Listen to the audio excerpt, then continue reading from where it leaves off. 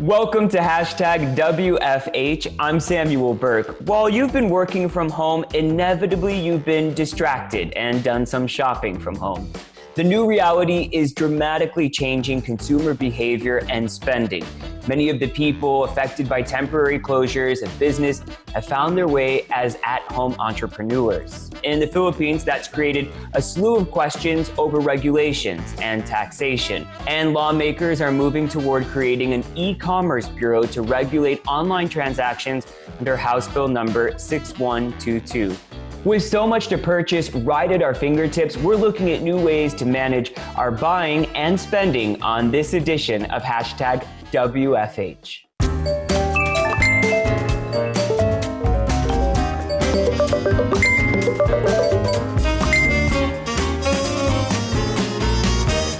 First, let's start with my top 3 tips, and this week you could call them my top tipid tips. Number 1, aside from preparing your own meals, set up and grow your own urban garden where you can get your basic ingredients like tomatoes, lemons, chili, and other easy to grow plants. Number 2, manage your electricity consumption using energy-saving appliances and schedule use of high energy consuming home appliances. And if you're really looking to save every last penny, avoid charging gadgets overnight. Number 3, to keep your finances and online spending in check, try the 7-day rule. This doesn't just curb impulse buying, but make sure you have everything you need in your online shopping cart before you push the purchase button. And don't forget to check the cashback and discount programs first. And you can't discuss online shopping without mentioning Shopee. They're one of the biggest online retail platforms in all of Southeast Asia and Taiwan, and they've seen major changes in consumer behavior since the onset of the pandemic. From bulk buying to micro shopping, they've seen a major swing in what, how, why, and when consumers are making their choices. Joining us to discuss how the industry is shifting is Martin Yu. He's the Associate Director for Shopee in the Philippines. Martin, thank you so much for joining us. I just want to start by knowing how Shopee and you reacted at the very beginning, adapting to the work from home environment. You know, during the early days of the lockdown, Shopee really shifted its focus on ensuring that Filipinos still had access to essential items. And a lot of that is to make sure it's available from the comforts of their own home, right? And I think we were probably one of the first to set the office to work from home. This way, we were making sure that we were providing the necessary support for all our stakeholders, employees, and the community. So we see these major changes in when people are buying goods, why they're buying goods. What were some of the biggest changes in consumer behavior that you saw, and what really surprised you? There was a big shift towards these health and hygiene products.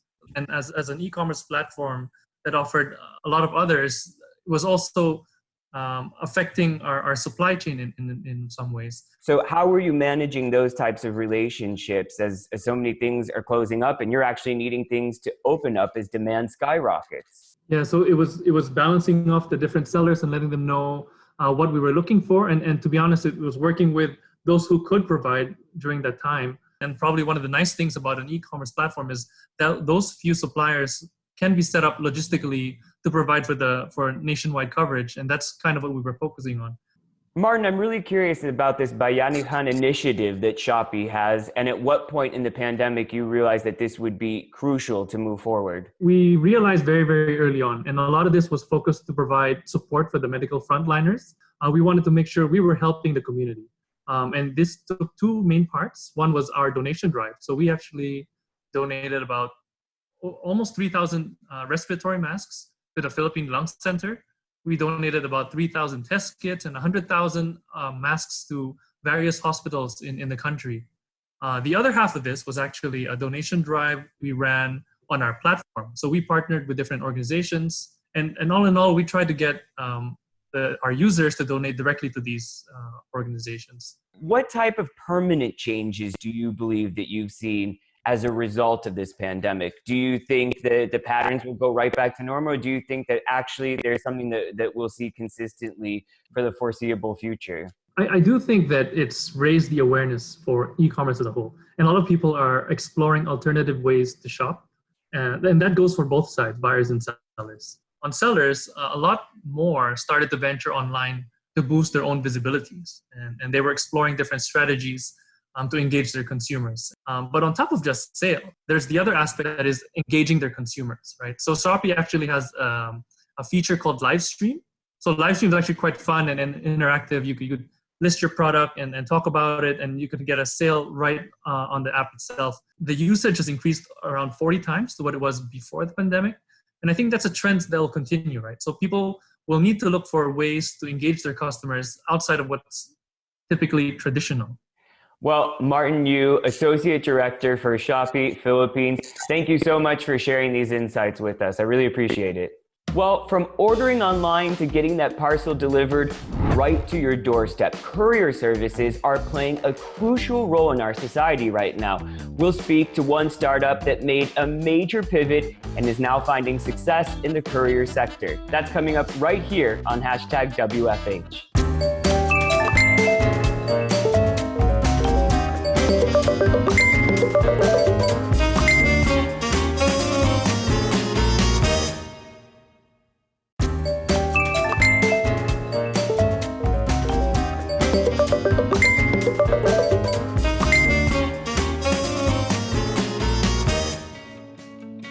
Welcome back to #WFH. As community quarantine continues for much of Metro Manila as well as selected regions, courier services are playing a very important role, not just in delivering goods for convenience, but now also for our safety. These courier services have been very well known for moving people. Angkas has been one of the most visible, but now this startup is adapting and moving goods. To talk about how they made this transition and how they've been adapting is their Chief Transport Advocate, George Roeca. George, I really want to focus on this pivot that you made, which has been crucial to your success in the months after the pandemic first began.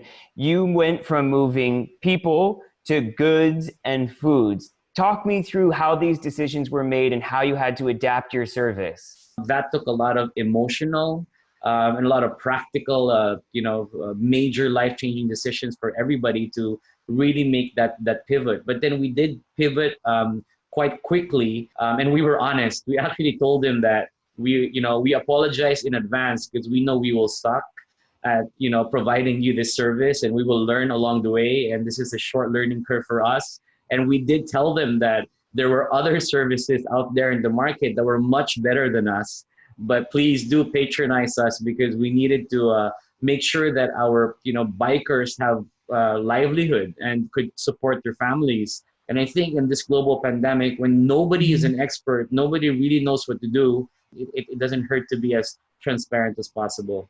George, it's really fascinating. In my more than decade as a business correspondent, I can't ever remember a time that a business leader came on and told me, my message to my clients was, we're desperate, but you were saying we are desperate to help our employees. In hindsight, do you think that this was the best and most transparent strategy and therefore the best move for you going forward? Your company is nothing without your employees. Your company is nothing without your community. Our service and our product is our drivers. What makes Angkas is our bikers, and this is you have to take care of your product. Otherwise, they wouldn't be a product to service people. All of these innovations on tech helps in making sure that we have the least amount of transmission, mitigate that, minimize it by not having any contact with a customer. And as you go back to transporting people, what type of hygiene measures will you have in place? It's unfortunate that we have this pandemic, but what came out of it is, true cooperation and collaboration between the private sector and the public sector. We've instituted a lot of proposals for all of these minimum health measures that need to be undertaken. We also have this shield barrier that we put in between the biker and the passenger, which we prototyped for months and months. And these are the things that can just mitigate the violation of social distancing. And hopefully this is what the government can accept. And George, finally, I'm interested to know what your top 3 tips are for other business leaders, other startups about rebuilding their businesses in the midst of all the changes that we're all experiencing right now. I think my top 3 takeaways are very simple. Number 1, be honest. As long as you're able to deliver what's essential, to their needs, that should be okay at this point in time. It's not about the bells and whistles. It's about just straightforward, making sure that you satisfy the service that you provide to your customers. Number two, the outlook. We got to live with this virus. So we need to make sure we're able to create the necessary framework to be able to, live with this virus and make sure that we still move forward with whatever it is. My outlook is about a year. If you think your business can't survive in about a year's time with this type of prolonged situation, then you might have to rethink it. And thirdly, for me, pivot fast and don't fall in love with your original idea, because things change on a regular basis. Keep working. Life is not going to stop just because there's a virus here. There are other ways to innovate, other ways to do things, and you just got to be creative about it. Well, George Royeca, Chief Transport Advocate for Angkas, I have to say, in all of my years working at CNN and CNN Philippines, I think that is the most brutally honest I have ever seen an entrepreneur, a business leader like yourself be. So thank you for your transparency. I think a lot of people watching this will learn a lot and know what they need to do for their businesses to move forward. Well, the clear takeaway from this edition is it's not enough to just simply have an online presence. We've heard from some of the most experienced companies out there that their digital presence had to change with consumer needs and changing consumer behavior. It shows that no matter the size or scale of your company, you will have to move quickly to adapt to the changing nature of consumer behavior during these surreal times in which we're living. That's it for this installment of #WFH from me and the entire team working on this program from their homes. Salamat po, and we'll see you right here next time.